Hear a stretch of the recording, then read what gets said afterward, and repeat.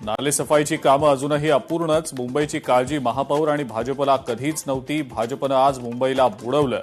आमदार आदित्य ठाकरेंची टीका. बीडमधल्या विलास घुले हत्या प्रकरणामध्ये माझ्या मुलाचं नाव कुठेही नाही. विनाकारण माझी आणि मुलाची बदनामी करू नये. बजरंग सोनवणे यांचं वक्तव्य. सर्व धर्म समभाव हे जगातील सर्वात मोठं खोटं वाक्य. परतूरमधल्या हिंदू जन आक्रोश मोर्चात संग्राम बापू भंडारेंचं पुन्हा खळबळजनक वक्तव्य.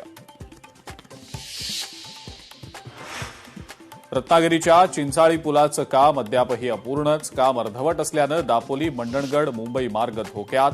तातडीनं काम पूर्ण करण्याची मागणी.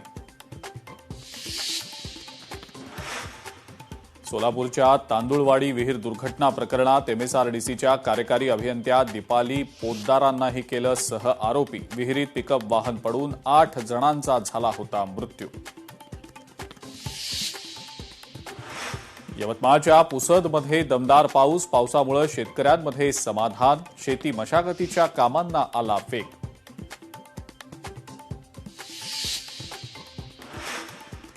अहिल्यानगरमध्ये वाढत चाललेल्या अंमली पदार्थांच्या सेवनाविरोधात भाजप आक्रमक. पोलीस अधीक्षक कार्यालयात भाजपचं ठिय्या आंदोलन. अंमली पदार्थ विक्रेत्यांवर कठोर कारवाईची केली मागणी. सिंधुदुर्गातल्या फोंडा घाटमध्ये भूकंप सदृश धक्के. धक्क्यांमुळे परिसरातील घरांच्या भिंतींना आणि जमिनीला गेले तडे.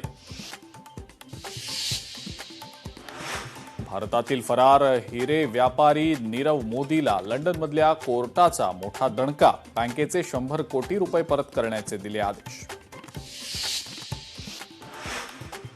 बीडमधल्या अंबाजोगाईमध्ये 16 वर्षीय अल्पवयीन मुलीवर अत्याचार. आरोपी विरोधात पॉक्सो आणि अॅट्रॉसिटी अंतर्गत गुन्हा दाखल.